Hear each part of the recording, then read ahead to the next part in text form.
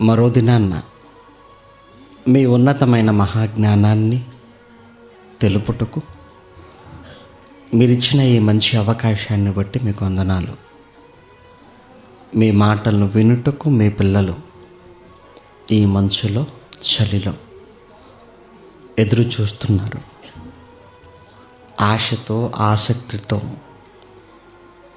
ఉన్న మీ పిల్లల మనస్సులను మీ వాక్యంతో తృప్తిపరచమని కోరుతూ క్రీస్తు నామన్న ఈ ప్రార్థన మీకు సమర్పిస్తున్నాము తండ్రి. ఆమెన్. ప్రియమైన దేవుని పిల్లలారా, ఈ 2 దినాల సభలలో ఒక 2 ప్రాముఖ్యమైన అంశాలను కరపత్రికల ద్వారా మీ మధ్యకు తీసుకుని రావటం జరిగింది.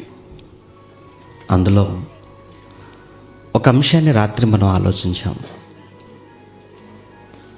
ఇక ఈ రోజుకి మిగిలిన మరో అతి ప్రాముఖ్యమైన అంశం, కాలమును ఎరిగి నిద్ర మేలుకో. కాలమును ఎరిగి నిద్ర మేలుకో. ప్రియమైన దేవుని పిల్లలారా, కాలం అనేది మనిషి జీవితంలో అది ఎంతో విలువైనది. మనిషి జీవితానికి కాలానికి అవినాభావ సంబంధం ఉందన్నది మనకు అర్థమవుతుంది. కాలాన్ని గురించి ఎందరో ఎంతో గొప్పగా చెప్పారు. కాలం చాలా విలువైనది. కాలం ధనమని, కాలం బంగారం అని, ఈ లోకంలో మనిషి ఏది గొప్పది అని అనుకుంటున్నాడో దానితో కాలము సమానము అని. ఇంగ్లీష్లో టైమ్ ఈజ్ మనీ అన్నారు, టైమ్ ఈజ్ గోల్డ్ అన్నారు, టైమ్ ఈజ్ వాల్యుబుల్ అన్నారు, అంటే విలువైనది అని. ఇలా ఎవరికి తోచినట్టుగా వారు కాలాన్ని గురించి మాట్లాడటం జరిగింది. ప్రియమైన దేవుని పిల్లారా, ఈ కాలం వచ్చింది మనిషికి దేవుని వలన వచ్చింది. కాలానికి ప్రారంభికుడు సాక్షాత్తు దేవుడే. కాలానికి ప్రారంభికుడు దేవుడే. కాలానుగుణంగా కాలాన్ని బట్టి పనిచేసిన పరిస్థితి ప్రారంభంలో మనకు కనబడుతుంది. ఎందుకంటే కాలమును ఎరిగి నిద్ర మేలుకో అని అంటున్నాం. కాలం దేనినైనా కానీ లోకంలో మనం పోగొట్టుకుంటే తిరిగి సంపాదించుకోవచ్చు. ధనాన్ని పోగొట్టుకున్నా సంపాదించుకోవచ్చు. ఆస్తి పోయినా, ఐశ్వర్యం పోయినా, బంగారం పోయినా, ధనం పోయినా, భూమి పోయినా, ఇల్లు పోయినా, ఇవి ఏవి పోగొట్టుకున్నా మరలా వీటన్నింటిని మనం సంపాదించుకోవచ్చు. కానీ మన జీవితంలో వెళ్ళిన కాలాన్ని మాత్రం దాన్ని మనం సంపాదించుకోలేము. మన జీవితంలో గడిచిన ఒక క్షణాన్ని మరలా సంపాదించుకోగలవా? లేదు. మన జీవితంలో గడిచిన ఒక గంట, దీన్ని మరలా మనం తెచ్చుకోలేము, పొందుకోలేము. అందుకే కాలం విలువ తెలియక చాలామంది వృధా చేసుకుంటారు, ఆ తర్వాత బాధపడుతుంటారు. అయ్యో, చాలామంది చూడండి, మరి బాల్యంలో చేయవలసిన పనులు చేయకపోవటం వలన యవ్వనంలోకి అడుగుపెట్టిన తర్వాత బాధపడుతుంటారు. అయ్యో, ఈ పనులు నేను చిన్నప్పుడు నేర్చుకుని ఉండుంటే ఈ పరిస్థితి నాకు ఇప్పుడు రాకపోయేది. బాల్యములో నాకున్న సమయాన్ని నాకున్న కాలాన్ని నేను వృధా చేసుకున్నాను, పాడు చేసుకున్నాను. ఈరోజు దానికి ప్రతిఫలంగా ఈరోజు నేను కష్టపడుతున్నాను. యవ్వనంలో ఒక లక్ష్యం అనేది లేక, ఒక గమ్యం అనేది పెట్టుకోక, ఆ యవ్వన కాలాన్ని అంతటినీ సంతోషానికి, సుఖానికి, ఆనందానికి ఉపయోగించుకొని ఆ తర్వాత కాలంలో అయ్యో యవ్వన కాలాన్ని నేను సరిగా ఉపయోగించుకొని ఉండుంటే నా బ్రతుకు బాగుండేది. అందరూ ఈరోజు ఆనందంగా ఉన్నారు, ఈరోజు నేను కష్టపడుతున్నాను. నా కళ్ళ ముందు వీళ్ళంతా సుఖపడుతున్నారు, నేను దుఃఖపడుతున్నాను. కారణం నా చేజేతులారా నేను చేసుకున్నదే. యవ్వనంలో ఉండగా కాలాన్నంతా పాడు చేసుకున్నాను, వృధాగా పోగొట్టుకున్నాను. ఆ రోజు కాలాన్ని సరిగ్గా నేను ఉపయోగించుకొని ఉండుంటే ఈరోజు నాకు ఆ పరిస్థితి వచ్చేది కాదు కదా అని బాధపడుతుంటారు. అంతెందుకంటే ఒక మంచి ఉదాహరణ, మీరు చాలా అర్జెంటుగా వెళ్ళాలి ఊరికి. సరిగ్గా మీరు బస్ స్టాండ్కి వెళ్ళారు, మీ కళ్ళ ముందు నుంచి బస్సు వెళ్ళిపోతుంది, మీరు వెళ్ళవలసిన బస్సు. అప్పుడు మీరు చాలా తిట్టుకుంటారు, ఎవరినో కాదు మిమ్మల్ని మీరే తిట్టుకుంటారు. డ్రైవర్ని తిట్టరు, డిపో మేనేజర్ని అంతకన్నా తిట్టరు. తిట్టుకున్నది ఎవరిని తెలుసంటే మిమ్మల్ని మీరే తిట్టుకుంటారు. అయ్యో ఒక్క నిమిషం ముందుగా వస్తే బాగుంటుంది కదా బస్సు అంతేది, అయ్యో ఒక్క నిమిషం ముందుగా వచ్చింటే బాగుంటుంది కదా ట్రైన్ అందుకునేవాడిని. ఇప్పుడు ట్రైన్ వెళ్ళిపోయింది, ఒక్క నిమిషం ఆలస్యం అయిపోవటం వల్ల ట్రైన్ పోగొట్టుకున్నాను. అంటే ఒక్క నిమిషం ఆలస్యమైనందుకు ట్రైన్ పోగొట్టుకొని మరో ట్రైన్ కోసం గంటల తరబడి వేచి ఉండవలసిన పరిస్థితి ఏర్పడింది. అంటే ఒక నిమిషం ఆలస్యం అవటం వల్ల కొన్ని గంటలు వృధా అయిపోయాయి అన్నమాట. అప్పుడు అర్థమవుతుంది నిమిషం విలువ ఏంటో. నిమిషం విలువ పోగొట్టుకున్న తర్వాత నీకు అర్థమవుతుంది. ఒక సెకండ్ విలువ ఎప్పుడు అర్థమవుతుందో తెలుసా నీకు? ఇప్పుడు నీకు అర్థమవుతాం. రోడ్డు మీద ప్రయాణం చేస్తూ వెళుతున్నప్పుడు ప్రమాదం ఒక సెకండ్లో పెను ప్రమాదం నీకు తప్పితే అప్పుడు అర్థమవుతుంది, అయ్యో ఒక్క సెకండ్ అండి, ఒక్క సెకండ్ ముందుకైనా వెనక్కైనా నేను ప్రయాణిస్తున్న కారు బైకు యాక్సిడెంట్కు లోనైతే నా ప్రాణాలు పోయేటువంటి సెకండ్లో తప్పించబడ్డానండి అంటావు. అంటే ఒక సెకండ్ విలువ ఏంటో అప్పుడు నీకు అర్థమవుతుంది. ఒక సంవత్సరం విలువ విద్యార్థులకు బాగా తెలుసు. ప్రియమైన దేవుని పిల్లలారా, ఇవి మీకు ఎందుకు చెబుతున్నారంటే కాలం చాలా విలువైనది. కాలము చాలా చాలా విలువైనది. కాలాన్ని ధనంతో కొనలేము, కాలాన్ని డబ్బుతో మనం సంపాదించుకోలేము. అందుకే డబ్బు గొప్పదా కాలం గొప్పదా అంటే కాలం, బంగారం గొప్పదా కాలం గొప్పదా అంటే కాలం గొప్పది. ఈ లోకంలో ఉన్న వాటన్నింటికన్నా నీ జీవితంలో దేవుడు నీకు ప్రసాదించిన కాలం అది చాలా గొప్పది. దాన్నే ఆయుష్కాలం అనుకో, నీ ఆయుష్కాలం. ఎందుకంటే ఎంత ఆస్తి ఉంటే ఏంటండి ఆయుష్ లేనప్పుడు, ఎంత సంపాదన ఉంటే ఏంటి దాన్ని అనుభవించే కాలము నీకు లేనప్పుడు ఎంత సంపాదన ఉంటే ఏంటి? ₹1,00,00,000 కళ్ళ ముందున్నా ఆ కోట్లు అనుభవించటానికి నీకు ఆయుష్ లేకపోతే కోట్లుండి ప్రయోజనం ఏంటి? ₹1,00,00,000 సంపాదించుకున్నావు, ఇంతలోనూ గుండెపోటు వచ్చింది, డాక్టర్ గారి దగ్గర తీసుకెళ్లారు, ఇంకెక్కువ కాలం బ్రతకడట్టి అనేశారు. ఎందుకు ఆ ₹1,00,00,000? అవసరం లేదు. బ్రతుకు ఉండటం ముఖ్యం, బ్రతుకులో సంపాదన కాదు. నువ్వు ప్రాణముతో ఉండటం ముఖ్యం, కోట్లు ముఖ్యం కాదు. అంటే కాలం చాలా విలువైనది మనిషి జీవితంలో. ఇక ఈ కాలాన్ని ఎవరు ఎలా ఉపయోగించుకున్నారో, ఎవరు ఎలా కాలాన్ని బట్టి పనిచేశారో, ఈరోజు కాలాన్ని మనం ఎలా పాడు చేసుకుంటున్నామో ఒక్కసారి దేవుని మాటల్లోనికి వెళ్ళి మనం ఆలోచించాలి. ప్రేమన దేవుని పిల్లలారా, సాక్షాత్తు కాలాన్ని ప్రారంభించిన దేవుడే ప్రారంభంలో కాలాన్ని బట్టి పనిచేసిన పరిస్థితి బైబిల్లో మన కళ్ళ ముందు కనబడుతుంటుంది. దేవుడు పిల్లలు కావాలి అనుకున్నాడు.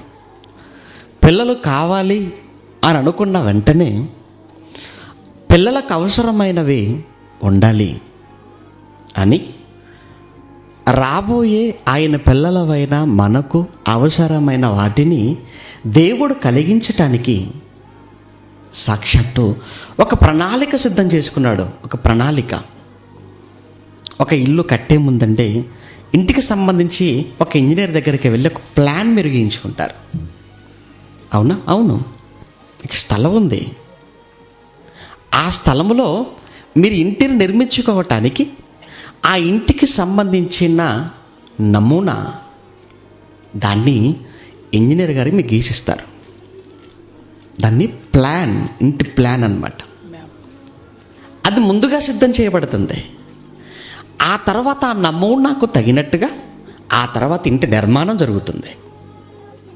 అలానే దేవుడు కూడా ఈ విశ్వాన్ని నిర్మించడానికి ముందు ఈ విశ్వానికి సంబంధించి దేవుడు ముందుగా ఒక నమూనా సిద్ధం చేసుకున్నాడు, ఒక ప్లాన్ చేసుకున్నాడు. పాఠశాలల్లో పిల్లలకు టైం టేబుల్ అనేది ఒకటి ఉంటుందండి.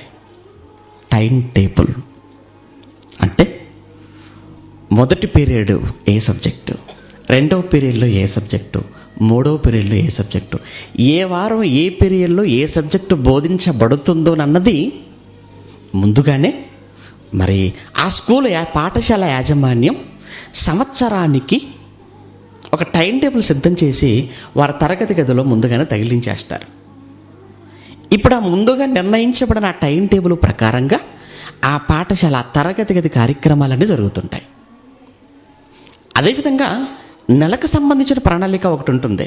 అంటే ఈ నెలలో ఈ సబ్జెక్ట్లో ఇన్ని పాఠాలన్నీ చెప్పాలి, పూర్తయిపోవాలి ఈ నెల రాగానే. అదేవిధంగా సంవత్సరానికి సంబంధించిన ప్రణాళిక. ఈ సంవత్సరంలో మనం ఇగో పలానా ఈ నెలలో ఈ కార్యక్రమం చేయాలి, పలానా నెలలో ఈ కార్యక్రమం చేయాలి అని ఒక పాఠశాల వారంతా కూడా మరి ఒక టైం టేబుల్, అది నెల టైం టేబులా, సంవత్సరానికి సంబంధించిందా, ఇవన్నీ ముందస్తుగా సిద్ధం చేసుకొని దాని ప్రకారంగా పాఠశాలను నడిపించడం అన్నది మీరు చూస్తుంటారు. అదేవిధంగా మధ్యతరగతి కుటుంబీకులు వారికి వచ్చే ఆదాయం ఏదైతే ఉందో, నెలసరి ఆదాయం నెలకు 5,000, 6,000, 7,000, 8,000, 10. అవును, నెలసరి ఆదాయం ఒకవేళ 10,000 అనుకుంటే ఈ 10,000ని ఎలా ఖర్చు పెట్టాలి ఈ నెలలో అని ఒక మధ్యతరగతి కుటుంబ యజమాని ముందుగానే కూర్చొని, ఇదిగో అద్దెకింత, రేషన్కింత, పిల్లల స్కూల్ ఫీజుకింత, కరెంటు బిల్లుకింత అని తనకు వచ్చే ఆదాయం ఏదైతే ఉందో ఆ ఆదాయానికి సంబంధించి ముందుగానే ఒక ప్రణాళిక సిద్ధం చేసుకుంటాడు. దాని ప్రకారంగా తన కుటుంబాన్ని ముందుకు తీసుకెళ్తుంటాడు. అంటే ప్రతి దానికి ముందుగానే ఒక ప్రణాళిక రచించుకోవటం, ప్రణాళిక వేసుకోవటం అన్నది ఈ లోకంలో మన నిత్యము మనం చూస్తున్నది. అయితే ప్రారంభంలో దేవుడు కూడా ఒక ముందస్తుగానే ఒక ప్రణాళిక వేసుకున్నాడు. అది దేనికి సంబంధించిన ప్రణాళిక తెలుసా? ఈ సృష్టికి సంబంధించిన ప్రణాళిక. ఈ సృష్టికి సంబంధించిన ప్రణాళిక. ముందుగా దేవుడు నా పిల్లలకి ఏవేవి అవసరం, మీకు అర్థమైందా? నా పిల్లలకు ఏవేవి అవసరం,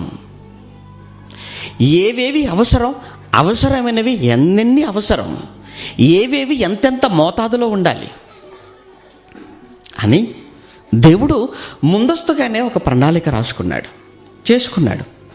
ఆ తర్వాత వీటిని ఏ ఏ రోజున వేటిని కలిగించాలి అన్నది కూడా మొత్తంగా దేవుడు ముందుగానే అనుకున్నాడు. అసలు ఇదంతా జరగటానికి ఎంత కాలం నాకు పడుతుంది అనుకున్నాడు. అంటే నా పిల్లలకి ఏమేమి అవసరం మొత్తం ఒక లిస్ట్. మరి నా పిల్లలకు అవసరమైన వీటిని అన్నింటినీ ఇదంతా చేయటానికి ఎంత కాలం పడుతుంది? ఓకే, దినాలు. ఆ తర్వాత వీటిని ఏ ఏ దినాలలో వేటిని చెయ్యాలి, అది ఆ తర్వాత ఫైనల్. చూసారా? ఇది దేవుడి ప్రణాళిక. ఏమండి, దేవుడు కాలానుగుణంగా, దేవుడు ఎంత ప్రీ ప్లాన్డ్గా, దేవుడు కాలాన్ని ఎలా విభజించుకొని, కాలాన్ని ఎంత చక్కగా, ఏ ఏ కాలంలో ఏదేది కార్యక్రమాలు చేయాలో అన్న విషయంలో దేవుడు ఎంతగా ఆలోచించాడో, ఎంతగా దానిని పాటించాడో అన్న విషయాన్ని మీకు అర్థం చేయించడానికి ప్రయత్నం అండి. ఇదంతా మీకు ఎక్కడ కనబడుతుందో తెలుసా? ఇప్పటివరకు చెప్పిన ఈ విషయం అంతా ఆదికాండం ప్రారంభంలోనే. అంటే ఆదికాండం ప్రారంభ అధ్యాయమే ఏమండి కాలముతో దేవుడు ప్రారంభించాడండి. కాలముతో మొదటి దినం ఆయన, రెండవ దినం, మూడవ దినం, నాలుగవ దినం, ఐదవ దినం, ఆరవ దినానికి మొత్తం కూడా సంపూర్తి చేయబడెను. అంటే ఆరవ దినానికి మొత్తం టోటల్గా దేవుడు మొత్తం కంప్లీట్ చేసేసాడు. మొత్తం టోటల్ కంప్లీట్ చేసేసాడు. మీరు బాగా ఆలోచించవలసిన ఒక మంచి మాట ఆదికాండం 2వ అధ్యాయం ప్రారంభంలో మనకు కనబడుతుందండి. ఆదికాండం 2వ అధ్యాయం ప్రారంభ వచనాన్ని మీరు గమనించగలిగితే, ఆకాశమును భూమియు వాటిలోనున్న సమస్త సమూహమును సంపూర్తి చేయబడెను. దేవుడు తాను చేసిన తన పని ఏడవ దినములోగా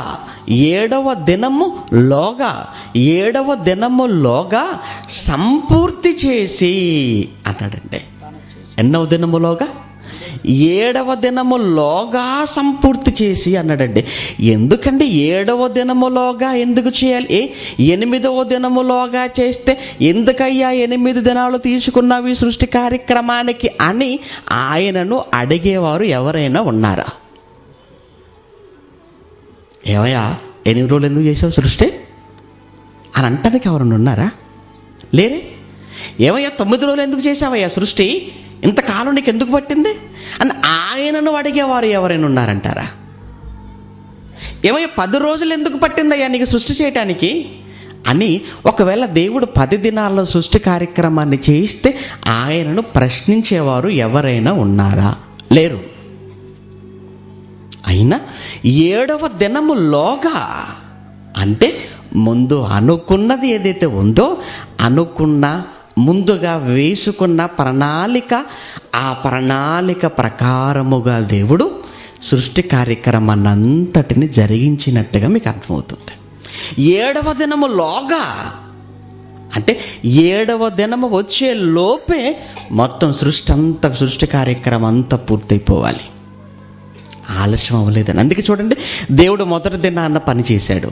వెంటనే మొదటి దినాన్న పనిచేసి 2వ దినానికి ముందు ఏమైనా గ్యాప్ తీసుకుని, విరామం తీసుకున్నట్టుగా కానీ, విశ్రాంతి తీసుకున్నట్టుగా కానీ మీకు ఎక్కడైనా కనబడుతుందండి?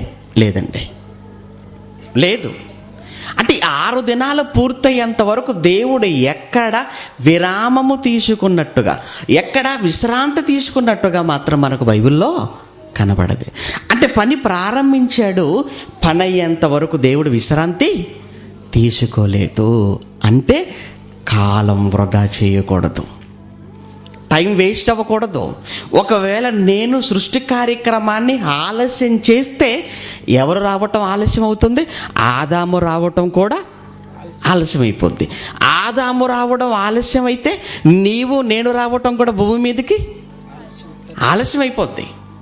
అంటే నేను ఆలస్యం చేస్తే నా పిల్లలు సమయానికి రావాల్సిన వారంతా ఆలస్యంగా నా కళ్ళ ముందుకు వచ్చేస్తారు. అంటే నేను చేసే ఆలస్యానికి ఎంత జరగబోతుంది? నా పిల్లలందరూ ఆలస్యంగా భూమి మీదకి వస్తారు. కనుక నా పిల్లలంతా సకాలంలో నా కళ్ళ ముందు కనిపించాలంటే నేను కూడా నా పనిని సకాలములో పూర్తి చేయాలి. సకాలంలో పూర్తి చేయాలి అంటే సాక్షాత్తు కాలాన్ని ప్రారంభించిన కాల ఆరంభికుడు దేవుడే కాలమును ఎరిగి పని చేశాడంటారా?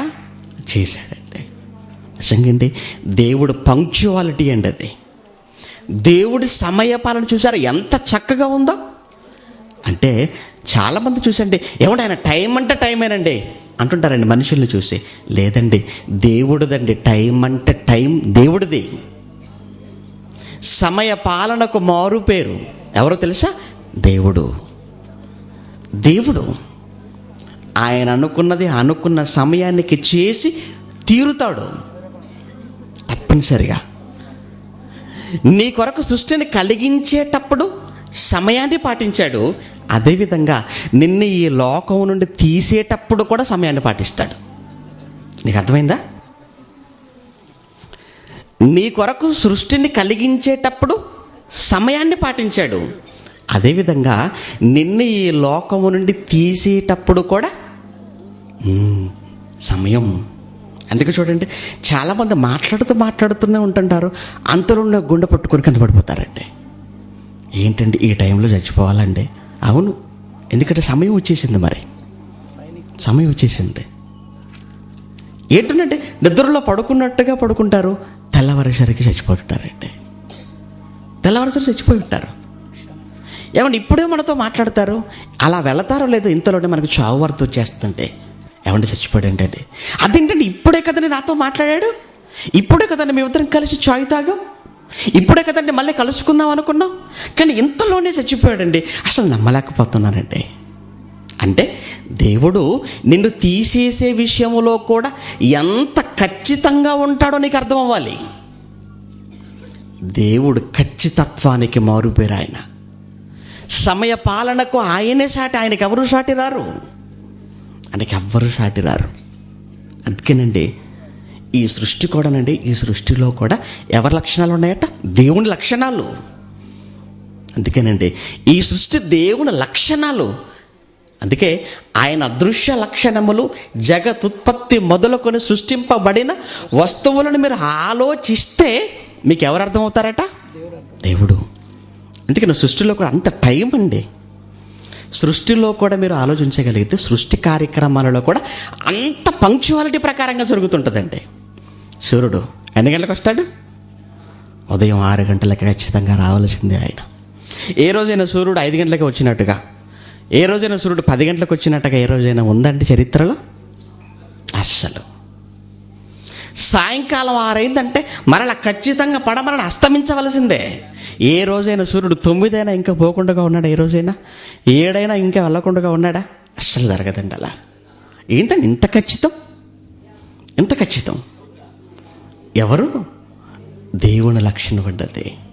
అంటే ఈ సృష్టిలో దేవుని లక్షణాలు. సమయం. రేపు ఉదయం 10 గంటలకు కలుసుకుందామండి అని హాయిగా వెళ్ళిపోతావు. నువ్వు వెళ్ళిపోతావు. కానీ 10 ఎలా వస్తుంది? ఖచ్చితంగా సూర్యుడు తిరగాలి. ఖచ్చితంగా సూర్యుడు ఉదయం 6 గంటలకైనా రావాలి. ఆయన వస్తే నువ్వు లేస్తావు. ఖచ్చితంగా నువ్వు 10 గంటలకు వెళ్ళి కలుస్తావు. చూసారా? అంటే ఈ ప్రకృతిలో కూడా ప్రకృతి కూడా సమయాన్ని పాటిస్తుంది అనటానికి మీకు అది చెప్పానంటే. అంటే పరలోకమందున్న దేవుడు, సృష్టిని కలిగించిన వాడు, సృష్టికర్త, నీ తండ్రి ఆయన సమయాన్ని లేదా కాలముని ఎరిగి ఆయన పని చేశాడన్న సంగతి నీకు అర్థమవుతుంది. దేవుడంతటి వాడే, సృష్టిని కలిగించిన వాడే, నీకు జన్మనిచ్చిన వాడే, ఆయనే కాలాన్ని ఎరిగి పని చేసేటప్పుడు నువ్వేపాటివాడు, నువ్వు ఎంతటివాడు, నీకు అసలు కాలం విలువ అర్థమైందా? కాలాన్ని బట్టి నువ్వు పనిలో ఉండగలుగుతున్నావా? ఆయన ఒక్కడే అనుకుంటున్నారా? లేదంటే ఆయన గర్భాన పరలోకములో పుట్టిన యేసు, ఆ తర్వాత ఈ లోకానికి కన్యమనే గర్భం గుండా అరుదించిన మహనీయుడు, మహానుభావుడు, ఆయనే శకపురుషుడు, యుగపురుషుడు యేసుక్రీస్తు. ఆయన వచ్చాడు. ఆయన ఈ లోకానికి వచ్చాడు 2000 సంవత్సరాల క్రితం. ఆయన వచ్చాడని మొన్ననే పండగ చేసుకున్నాం కదా, అందరం పండగ చేసుకున్నాం కదా ఆయన వచ్చాడని. మరి వచ్చిన ఆయనకి ఇవ్వబడిన కాలం ఏదైతే ఉందో భూమి మీద, ఆయనకి ఇవ్వబడిన కాలం చాలా కొద్ది కాలం అండి. 33.5 సంవత్సరాలు ఆయన భూమి మీద బ్రతకటానికి దేవుడు ఆయనకు ప్రసాదించిన కాలం. ఇక ఆ 33.5 సంవత్సరాల కాలంలో యేసుక్రీస్తుల వారు ఎక్కడ ఆయనకివ్వబడిన కాలాన్ని వృధాగా చేసినట్టు, వేస్ట్ చేసినట్టుగా ఎక్కడా మనకు కనబడదండి. ఆయనకి ఇవ్వబడిన కాలాన్ని ఎరిగి ఆ కాలానికి అనుగుణంగా యేసుక్రీస్తుల వారు పని చేసినట్టుగా మీరు చూడగలరు. అందుకే 12వ ఏటనే పనిలోనికి వెళ్ళినట్టుగా మన బైబిల్లో చూస్తుంటాం. ఆయన 12వ ఏటనే లూకా సువార్త 2వ అధ్యాయం 42వ వచనాన్ని మీరు చూడగలిగితే ప్రియులారా, లూకా సువార్త 2వ అధ్యాయం 42వ వచనంలో యేసు, మరియా, యోసేపులు వీరు యెరూషలేముకు వెళ్ళారండి పండుగకు. కానీ అమ్మ నాన్న వీళ్ళు పండుగలో ఉన్నారు. కానీ మహానుభావుడు యేసుక్రీస్తు మాత్రం ఎందులో ఉన్నాడు తెలుసా? తండ్రి పండులో ఉన్నాడు. వీళ్ళు పండుగల్లో ఉన్నారు. ఎవరు? అమ్మ నాన్న పండుగలో ఉన్నారు. యేసు ఎందులో ఉన్నాడు? యేసు ఎందులో ఉన్నాడు? పండుగల్లో ఉన్నాడా? తండ్రి పనిలో ఉన్నాడా? పనిలో ఉన్నాడు. పండుగలో యేసుక్రీస్తు తండ్రి పనిలో ఉన్నాడు. మరి ఆయన్ని నమ్ముకున్న, ఆయన్ని ధరించుకున్న క్రైస్తవులమైన మీరు పండుగ రోజున మీరెందులో ఉన్నారు? మీరు పండుగలో మునిగిపోయారు. పనిలో ఎవరున్నారు ఆ రోజున?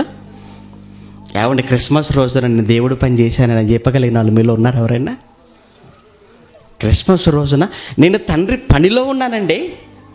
క్రిస్మస్ రోజున బైబిల్ చేత పట్టుకొని ఇక పక్క ఊరికి వెళ్ళి 10 మందికి వాక్యం చెప్పొచ్చానండి అన్న వాళ్ళు ఎవరైనా ఉన్నారా? లేదు. మరి ఏం చేశారు? పండుగ రోజున మంచి భోజనం చేసావండి, పండుగ రోజున మంచి కొత్త బట్టలు వేసుకున్నావండి, పండుగ రోజున ఇంటికి రంగులు వేసుకున్నావండి, పండుగ రోజున మంచి బంగారు నగలు ఒంటి మీద వేసుకుని గుళ్ళోకి వెళ్ళి అందరికీ చూపించానండి. ఇదన్న ఫ్యాషన్ షోవా చూపించుకోవడానికి? అంటే పండుగ రోజున మీరంతా ఆనందంలో ఉన్నారు, పండుగ రోజున మీరంతా సంతోషంలో ఉన్నారు. కానీ పండుగ రోజున యేసుక్రీస్తు ఎందులో ఉన్నాడు? చూడండి, ఇప్పుడు లూకా సువార్త 2వ అధ్యాయం 42వ వచనం ముందుగా చూద్దాం. ఏ వయసు అయింది?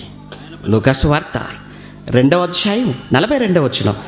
ఆయన 12 ఏళ్ల వాడై ఉన్నప్పుడు, చూసారండి, ఆయన 12 ఏళ్ల వాడై ఉన్నప్పుడు ఆ పండుగను ఆచరించుటకై వాడుక చొప్పున వారు యెరూషలేమునకు వెళ్ళారు. ఎవరు? మరియా, యోసేపు, యేసు వెళ్ళారు. ఇక అక్కడికి వెళ్ళిన తర్వాత, యెరూషలేముకు వెళ్ళిన తర్వాత యేసు ఎక్కడున్నాడు? వాళ్ళు ఎక్కడున్నారు? వాళ్ళు ఆల్రెడీ పండుగలు మునిగిపోయారు. పండుగలు మునిగిన వాళ్ళు యేసుక్రీస్తును పట్టించుకోలేదు. చూసారండి, అంటే పండుగ ప్రభువునే మరిపించేస్తుందా? అవును. అంటే క్రిస్మస్ రోజు యేసుక్రీస్తు గురించి ఎవరు పట్టించుకోరండి పెద్దగా. ఎందుకంటే ఆయన కన్నా మరియా, యోసేపులు ఆయన గురించి ఆ రోజు పట్టించుకోలేదు. మేము ఎందుకు పట్టించుకోవాలండి క్రిస్మస్ రోజు? చూసారా? అంటే యేసుక్రీస్తు పండుగల్లో యేసును కన్నా మరియా, యోసేపు వీరిరువురు కూడా ఆ రోజు యేసుక్రీస్తుని మర్చిపోయారా? అంటే పండుగ రోజున యేసుబాబుని మర్చిపోయారా? మర్చిపోయారు. క్రిస్మస్ రోజున మీరు యేసుక్రీస్తుని మర్చిపోయారా? మర్చిపోయారు. ఆగస్టు 15 వస్తుందండి, గాంధీ మరి స్వతంత్ర దినోత్సవం. ఆ రోజున కూడానండి అసలు గాంధీ గారిని ఎవరు పట్టించుకోరండి తెలుసా? గాంధీని ఎవ్వరూ పట్టించుకోరు. అసలు ప్రారంభంలో 1947 ఆగస్టు 14 అర్ధరాత్రి బ్రిటిష్ వారు చెప్పారు, మేము వెళ్ళిపోతున్నాం, భారతీయులారా మీరు స్వేచ్ఛగా ఉండండి అనగానే భారతీయులందరూ ఆనందోత్సాహాల మధ్య ఎగిరి గంతులేసి డ్యాన్సులు చేస్తూ, నృత్యం చేస్తూ, స్వీట్లు తినిపించుకొని ఎవరి సంతోషంలో, ఎవరి ఆనందంలో వారు మునిగిపోయారు. పాప ముసలోడు కదండి గాంధీ గారు, పాప ఆయన మాత్రం ఎవరు పట్టించుకోలేదటండి. ఆ రోజు ఆయన ఎవ్వరు పట్టించుకోలేదట. అసలు స్వాతంత్రం రావటానికి కారణం ఎవరు? ఆయనే. కానీ ఆయన్నే ఆ రోజు మనుషులు ఏమైనా చేశారు? మర్చిపోయారు. ఈరోజు నువ్వు క్రిస్మస్ ఎవరి పేరుతో చేసుకుంటున్నావు ఆ పండుగ?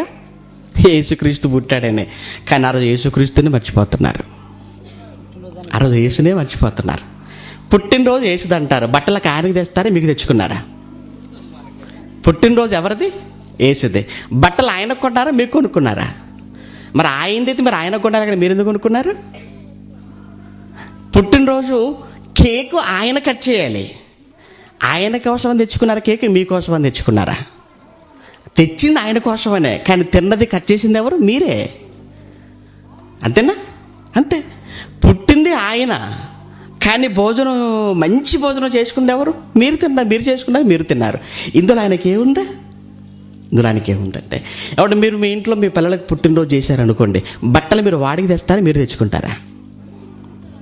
ఎవరిది పుట్టినరోజు వాడికి బట్టలు తెస్తారు.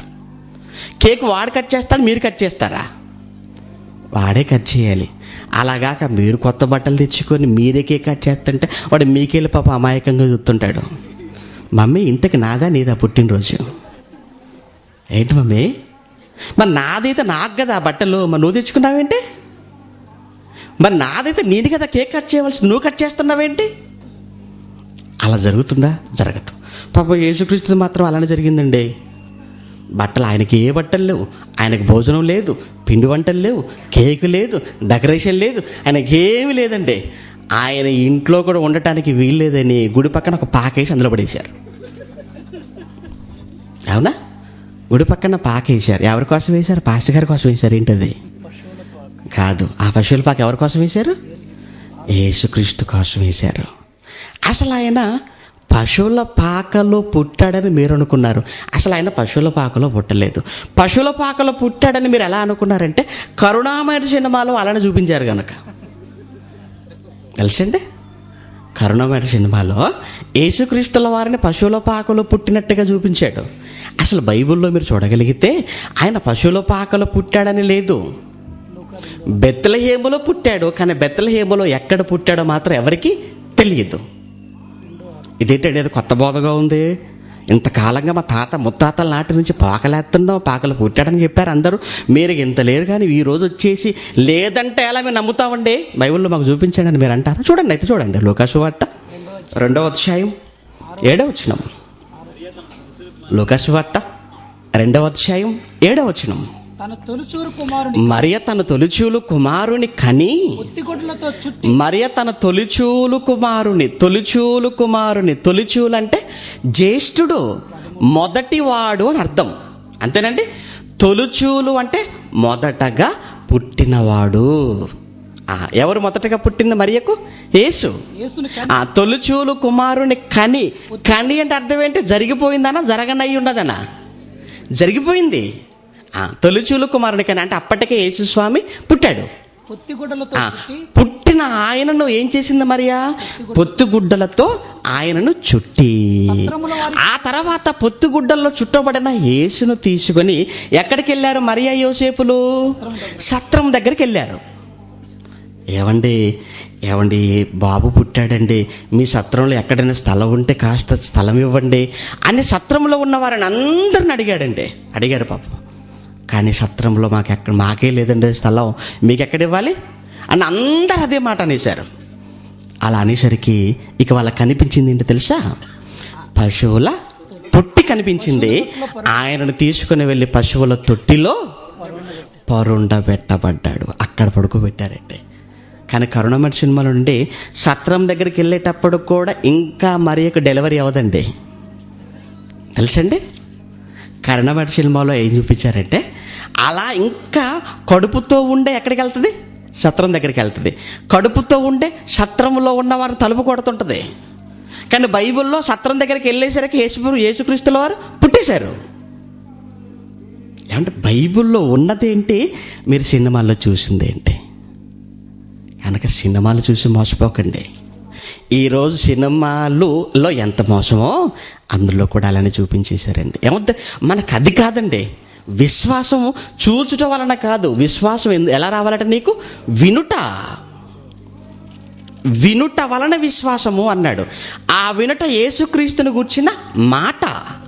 అంటే బైబిల్లో వ్రాయబడిన మాటలను బట్టి మీకు విశ్వాసం రావాలి తప్ప కరుణామయుడు, దయామయుడు, రాజాతిరాజు, శాంతి సందేశం ఈ చూసి కాదు రావాల్సింది విశ్వాసం. వీటిని బట్టి కాదంటే దేవుడి మాటలను బట్టి. ఏమంటే పండుగకి వెళ్ళారు. కానీ యేసు పండుగలో ఉన్నాడా? ఆయన పండుగలో లేడు. మరి ఎవరు పండుగలో ఉన్నారు? మరియా యోసేపులు పండుగలో ఉన్నారు. కానీ ఎందులో ఉన్నాడు చూడండి. ఇప్పుడు లూకా సువార్త 2వ అధ్యాయం, లూకా సువార్త 2వ అధ్యాయం 49వ వచనంలో, 48వ వచనంలో, 47 నుంచి మీరు చూడగలిగితే, ఆయన మాటలు వినిన వారందరూ ఆయన ప్రజ్ఞకును ప్రత్యుత్తరములకును విస్మయముందిరి. ఆయన తల్లిదండ్రులు ఆయనను చూచి మిక్కిలి ఆశ్చర్యపడి, ఆయన తల్లి, కుమారుడా, మమ్మల్ని ఎందుకు ఇలాగూ చేసితివి? ఇదిగో నీ తండ్రియు నేనును దుఃఖపడుచు నిన్ను వెదుకుచుంటిమని ఆయనతో చెప్పగా, ఆయన, మీరేలా నన్ను వెదకుచుంటిరి? మీకు నాకన్నా మీకు పండుగే ముఖ్యం కదా, మీకు నాకన్నా పండుగ ముఖ్యం కదా. ఆ పండుగ హడావుడిలోనే కదా నన్ను మర్చిపోయి మీరు వెళ్ళిపోయారు. ఆ పండుగ సంబరాల్లో, ఆ పండుగ సందడిలోనే కదా నన్ను పక్కన పెట్టింది మీరు. ఎందుకమ్మా మళ్ళీ వెతుకుతూ వచ్చారు నా దగ్గరకు? మీరేలా నన్ను వెదకుచుంటిరి? నేను నా పరలోకమందున్న తండ్రి పనుల మీద ఉండవాలన్న సంగతి మీకు తెలియదా? మీకు పనుల గురించి తెలియదమ్మా, మీకు తెలిసిందల్లా పండుగల గురించి తెలుసు తల్లి. మీకు పనుల గురించి తెలియదమ్మా, మీకేం తెలుసు? ఏ పండుగ ఎలా చేసుకోవాలో తెలుసు. అవసరమైతే పండుగ అప్పు చేసేనా తెలుసుకోవాలని తెలుసమ్మా, అంతేనా? అంతే. కానీ పని కోసం అప్పు చేసిన పనికి ఇవ్వాలన్న సంగతి తెలుసమ్మా? అమ్మో వద్దు. ఏమండి పండుగ చేసుకోవటానికండి, ఏమండి పలానా రోజు మన సంఘంలో పండుగ ఉంది, మరి ఎవరెవరు ఎంతెంత ఇస్తారన్నప్పుడు అండి అమ్మో పోటీలు పడి చెప్తారండి. మరి సంఘంలో 3 రోజులు మీటింగ్ అనుకుంటున్నా, ఎవరు ఇస్తారు చెప్పండి అంటే అసలు అంతా కూడా మాకు వినబడలేదు అన్నట్టుగా ఉంటారు. అక్కడ మాకు వినపడలేదు, మాకు తెలీదు, అంతే. పండుగ అంటే ఎలా స్పందిస్తున్నారు, పననగానే ఎలా వెనకడిగేస్తున్నారో చూడండి. అంటే ఆ రోజు ఈ రోజు ఉన్న మనుషులకు పండుగలు ముఖ్యమైపోయాయి తప్ప దేవుని పని తెలియదండి అసలు. యేసు 12వ ఏటకే ఎందులో ఉన్నాడట? పనిలో. అంటే అమ్మో నేను ఈ 12వ ఏట పనిని ప్రారంభిస్తే తప్ప నాకు ఇవ్వబడిన కాలం పూర్తయ్యేసరికి ఈ పనిని నేను ముగించలేను. కనుక ఇప్పుడు నా సమయాన్ని నేను పాడు చేసుకుని, పండుగల పేరుతో నాకు ఇవ్వబడిన ఈ సమయాన్ని నేను వృధా చేసుకోను. పండుగ కాదు ముఖ్యం, ఏది ముఖ్యం? నా తండ్రి పని ముఖ్యం అనుకున్నాడంట ఆయన. అంటే యేసుక్రీస్తు తనకివ్వబడిన కాలములో పని పని పని అనుకుంటూ తనకివ్వబడిన కాలాన్నంతటిని పనితోనే ముగించినట్టుగా యేసుక్రీస్తుల వారి జీవితంలో మీరు చూస్తుంటారు. అంటే ఈయన కూడా కాలాన్ని బట్టి ఏం చేసుకుంటూ వెళ్ళిపోయాడు? పనిని. యేసు కాలమును ఎరిగి ఎందులో ఉన్నాడు? పనిలో ఉన్నాడు. తండ్రి కూడా కాలాన్ని ఎరిగి ఆయన కూడా ఎందులో ఉన్నాడు? పనిలో ఉన్నాడు. యేసు ఆయన కుమారుడుగా కాలమును ఎరిగి ఈయన కూడా ఎందులో ఉన్నాడు? ఈయన కూడా పనిలో ఉన్నాడండి. అంటే తండ్రి కాలం నెరిగి పనిలో ఉన్నాడు, యేసు కాలం నెరిగి ఈయన కూడా పనిలో ఉన్నాడు. మరి మీరు ఎందులో ఉన్నారు? సృష్టి గురించి కూడా ఆలోచిద్దాం. సృష్టి కూడా ఎందులో ఉందో ఒక్కసారి మీరు కూడా చూడగలిగితే, సృష్టి కూడా కాలాన్ని ఎరిగి పనిలో ఉన్నట్టుగా రోమిలకు రాసిన పత్రిక 8వ అధ్యాయం, రోమపత్రిక 8వ అధ్యాయం 19వ వచనంలో, రోమపత్రిక 8వ అధ్యాయం 19వ వచనంలో, దేవుని కుమారుల ప్రత్యక్షత కొరకు సృష్టి మిగుల ఆశతో తేరు చూచుచూ కనిపెట్టుచున్నది అన్నాడు. చూసారా? సృష్టి కూడా చాలా ఆశతో, చాలా ఆసక్తితో ఉందట. ఎవరి కోసం? దేవుని పిల్లల కోసం. ఏం చేయాలని? దేవుని పిల్లల కోసం పని చేయాలి. అందుకేనండి ప్రకృతి అంతా కూడా పనిలో ఉంది. నువ్వు పనిలో లేకపోవచ్చు, కానీ ప్రకృతి పనిలో ఉంది. అవండి ఒకవేళ ప్రకృతిలో ఉన్న ప్రతిదీ ఒకవేళ తమకివ్వబడిన పనిలో లేకపోతే అసలు ఈరోజు ప్రపంచం ఇలా ఉండదండి.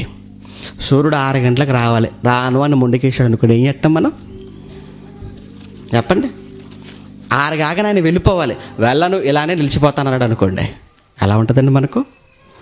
భూమి నేను ఎందుకు తిరగాలి, నేను తిరగను అన్నదనుకోండి, అప్పుడు మనం తిరగాలి.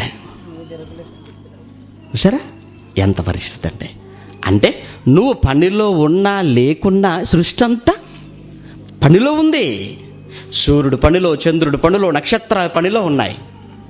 నువ్వున్న ఈ నేల, ఇంకా ఎన్నో గ్రహాలు, ఆఖరికి పక్షులు, జంతువులు, పురుగులు, అన్ని వాటికి అప్పగింపబడిన, వాటికి ఇవ్వబడిన పనులు ఏవైతే ఉన్నాయో అన్నీ ఆ పనుల్లో ఉన్నాయండి. ఒక్క మనిషి తప్ప. మనిషి తప్ప ఈ సృష్టి అంతా వాటి కాలానుగుణంగా పనులు చేసుకుంటూ పనుల్లో అవన్నీ ఉన్నాయన్నట్టుగా ఈ సృష్టిలో మీరు దేనిని ఆలోచించినా దేనిని మీరు చూసినా మీకు అర్థమవుతుంది. అంటే కాలాన్ని ఎరిగి తండ్రి పని, కాలమును ఎరిగి యేసుక్రీస్తు ఆయన పని. సృష్టి కాలాన్ని బట్టి ఈ సృష్టి కూడా పనిలో ఉంది. ఈ సృష్టిలో మీరు ఏ జంతువును చూసినా, ఏ పక్షిని చూసినా, ఏ పురుగును చూసినా ఇవి కూడానంటే పనిలో ఉంటూ పనిలో లేని మనిషికి బుద్ధి చెబుతున్నట్టుగా మనకు అర్థమవుతుంటుందండి. అందుకేనండి యోబు గ్రంథంలో ఓ రాయబడిన ఒక మంచి మాట మీరు చూడగలిగితేనండి, యోబు గారి ద్వారా దేవుడు రాయించిన మాట మీరు చూడగలిగితే, యోబు గ్రంథం 12వ అధ్యాయం, యోబు గ్రంథం 12వ అధ్యాయం 7వ వచనం 8వ వచనాన్ని మీరు చూడగలిగితే, యోబు గ్రంథం 12వ అధ్యాయం 7, 8లో అయినను మృగములను విచారించుము అవి నీకు బోధించును. మనిషి ఒక్కసారి జంతువులను చూడవయ్యా, ఒక్కసారి జంతువులను నువ్వు ఆలోచించవయ్యా, వాటిని పరిశీలించవయ్యా, అవి నీకేం చేస్తాయి? బోధిస్తాయి. ఏంటి? జంతువులు నాకు బోధిస్తాయా? జంతువు గొప్పదా, మనిషి గొప్పవాడా? మనిషి గొప్పవాడు. కానీ మనిషికి ఏవి బోధిస్తున్నాయట? జంతువు. అలా ఏదైనా జరిగిందా అండి బైబిల్లో? ఏదైనా సంఘటన ఉందా అంటేనండి మంచి సందర్భం అండి, మీకు అందరికీ తెలిసిన సందర్భం అండి. అదే గాడిద బిలాము సందర్భం అండి. బిలాము గాడిద. ఏమండి? బిలాము పనిలో నుంచి ప్రక్కకి వెళ్ళాడు, తెలుసండి? బిలాము పనిలో నుంచి ప్రక్కకి వెళ్ళిపోయాడు. దేవుని పనిలో ఉండవలసిన బిలాము దేవుని పనిలో లేక దేవుని పనిలో నుంచి ప్రక్కకి వెళ్ళాడు. దేవుని పని నుంచి ప్రక్కకి వెళ్ళిన ఈ బిలాముకు బుద్ధి చెప్పింది ఎవరో తెలుసా? ఒక గాడిదండి. గాడిద ఏంటి? అది జంతువు. అంటే జంతువు ఎవరికి బుద్ధి చెప్పింది? బిలాముకు. అందులో మళ్ళా ఏ జంతువు? ఒక గాడిద. ప్రవక్త అయిన బిలాముకు బుద్ధి చెప్పింది. గాడిద చూసారండి, గాడిద పనులో ఉంది. చాలామంది అంటే క్రైస్తవ సంఘాలలో ఒక పాట పాడుకుంటారండి, గాడిదనేనయ్యా, చిన్న గాడిదనేనయ్యా అని. నువ్వు గాడిదవా? గాడిదవి కాదు, నువ్వు అడ్డగాడిదవి. సరే, గాడిదవా? మరి నువ్వు గాడిదవైతే నువ్వు పనిలో ఉండాలి. ఎందుకంటే ఈ గాడిద ఎందులో ఉంది? నువ్వు పనిలో ఉన్నావా? లేవు. నువ్వు పనిలో లేవు. పనిలో లేని నువ్వు అసలు గాడిద అనుకునే యోగ్యత కూడా నీకు. పనిలో ఉంటే గాడిద అనుకో, బాగుంది. అసలు పని అంటే తెలియని నీవు, పనిలో నుంచి పూర్తిగా పక్కకి వెళ్ళిన నీవు గాడిద అనుకుంటున్నావేంటి? మరి ఏమనుకోవాలి తెలుసా? పంది అనుకో, సరిపోద్ది. ఎందుకు? కడగబడిన పంది బురదలో, అది ఎందులో ఉంటుంది? ఎప్పుడు? బురదలో. నువ్వు కూడా ఎప్పుడు చూసినా పాపంలో ఉంటావు కనుక నీకు దానికి దగ్గర కనుక పంది అని పాడుకో, గాడిద అనుకోకు. గాడిద ఇక్కడ ఎందులో ఉంది? దేవుని పనిలో ఉండి పని నుంచి పక్కకి వెళ్ళిన బిలాముకి ఏం చెప్తుంది? బుద్ధి చెప్తుంది అక్కడ. ఇంకా చూడండి ఏమంటున్నాడు? ఆకాశ పక్షులను విచారించుము అవి నీకు తెలియచేయును. ఆకాశ పక్షులు ఒక్కసారి నీ కన్నులకు పైగా అంతరిక్షములో విహరిస్తున్న, అంతరిక్షములో ఎగురుతున్న పక్షులు ఒక్కసారి చూడయ్యా. ఆ పక్షులు నీకు ఏం చెప్తాయి? అవి నీకు పాఠం చెప్తాయి, అవి నీకు తెలియచేయును అన్నాడు. ఏం తెలియజేస్తాయి ఆకాశంలో ఉన్న పక్షులు? అవి కూడా కాలాన్ని బట్టి ఎలా బ్రతకాలో, కాలాన్ని బట్టి ఎలా ఆలోచించాలో అనే విషయాన్ని ఆకాశంలో ఎగురుతున్న పక్షులు నీకు తెలియచేస్తాయి. ఇర్మియా గ్రంథం 8వ అధ్యాయం, ఇర్మియా గ్రంథం 8వ అధ్యాయం 7వ వచనాన్ని చూడగలిగితే ప్రియులారా, ఇర్మియా గ్రంథం 8వ అధ్యాయం 7వ వచనంలో ఆకాశములో ఎగురు సంకుబడి కొంగ అయినను తన కాలమును ఎరుగును అన్నాడు. చూసారండి? ఆకాశములో ఎగురు సంకుబడి కొంగ అయినను తన కాలమును ఎరుగును అన్నాడు. సంకుబడి కొంగ అంటే ఒక పక్షి దేన్ని ఎరుగుతుందట? కాలం. అవునండి. ఆర్కిటికా, అంటార్కిటికా ప్రాంతాలలో కాబట్టి నవంబర్ డిసెంబర్ నెల రాగానే అక్టోబర్ నుంచి నవంబర్ డిసెంబర్ నెలలలో ఈ మధ్యకాలంలో ఆర్కిటికా అంటార్కిటికా ప్రాంతాలలో మంచు విపరీతంగా ఉండటం, చలి ఎక్కువైపోవటం వలనండి అక్కడనండి ఆ పక్షులకు ఆహారము కనిపించని పరిస్థితి, ఆహారము దొరకని పరిస్థితి. నీళ్ళన్నీ కూడా ఐస్ గడ్డల్లా మారిపోతున్నాయి, నీళ్ళన్నీ కూడా గడ్డ కట్టుకొని పోతున్నాయి. అందుకే ఆ సమయంలో ఆర్కిటికా అంటార్కిటికా ప్రాంతాలలో అవి బ్రతకలేవని తెలిసి ఈ కాలం ఏదైతే ఉందో, ఈ చలికాలం, ఈ శీతాకాలం, ఇది మనకి ఇక్కడ ఇది అనుకూలమైన కాలము కాదని ఆ ప్రాంతంలో నుంచి పక్షులు కొన్ని వందల వేల కిలోమీటర్ల ఆకాశంలో ఎగురుతూ ఎగురుతూ ఎగురుతూ ఇండియాలోని ఆంధ్ర రాష్ట్రంలో ఆవిడ మన ప్రక్కగా ఉన్నటువంటి కొల్లేరు సరస్సుకు వస్తుంటాయండి. ప్రతి సంవత్సరం కొల్లేరుకి వస్తుంటాయి, పులికాటు సరస్సుకు వెళ్ళిపోతుంటాయి పక్షులండి. మరలా ఇక్కడ శీతాకాలం ముగిసిన తర్వాత వేసవి కాలం ప్రారంభం అవుతుంది అనుకున్న సమయంలో మరలా ఈ పక్షులు అవి ఎక్కడి నుంచి అయితే పరిగెత్తుకుని ఎక్కడి నుంచి అయితే అవి వచ్చాయో, ఏ ఆర్కిటికా అంటార్కిటికా ప్రాంతాలను విడిచిపెట్టాయో, మరలా ఇక్కడ శీతాకాలం ముగుస్తున్న సమయంలో మరలా ఈ పక్షులు మరలా ఆకాశంలోకి ఎగురుతున్నాయి. ఎగిరి మరలా ఇవి ఎక్కడి నుంచి అయితే వచ్చాయో ఆర్కిటికా అంటార్కిటికా ప్రాంతానికి మరలా అక్కడికి వలస వెళ్ళిపోతుంటాయండి. వీటిని వలస పక్షులు అన్నారండి. ఏమండి, ఈ పక్షులు కాలాన్ని బట్టి మసులుకుంటున్నాయి కదండి, కాలాన్ని బట్టి తమ జీవితాలను కాపాడుకుంటున్నాయి, కాలాన్ని బట్టి ఇవి పనిలో ఉంటున్నాయండి, కాలాన్ని బట్టి తమ జీవితాన్ని సాగిస్తున్నాయి. పక్షి అది అంత పక్షే చిన్నది, అందులో దాని తల మరీ చిన్నది, ఆ తలలో దాని మెదడంతా మరీ చిన్నదండి. ఎంత ఉంటుందండి పక్షి తల చిన్నది, ఆ చిన్న తలలో మెదడు ఎంత ఉంటుంది చెప్పండి? ఒక నీటి బొట్టంత ఉంటుందండి దాని మెదడు. సుమారుగా ఎంత ఉంటుంది? నీటి బొట్టంత మెదడు దానిది. నీకుంది మెదడు, నీకెంత ఉంది? నీ తలకాయ తాటికాయ ఇలా ఉంటుంది. ఈ తాటికాయ అంత తలలో మెదడు ఎంత ఉంటుంది? సుమారుగా 1.5 kg, 1350 గ్రాములట. అంటే దగ్గర కేజీకి పైగా, 1.5 kg దగ్గర. నీకు గుర్తుందా అసలు నువ్వు ఎక్కడి నుంచి వచ్చావో, ఎందుకు వచ్చావో, ఏ పని మీద వచ్చావో, ఇప్పటికి ఎంత కాలం అయిందో, ఇంకెంత కాలం ఉందో, ఇంకెంత పని చేయాలో, ఇవేమైనా జ్ఞాపకం ఉన్నాయి? అసలు ఏమి లేవు. అంటే ఇప్పుడు నీకన్నా ఏది మంచి, ఏది బెటర్ చెప్పండి? ఇప్పుడు పక్షి, దానికి జ్ఞాపకం ఉంది.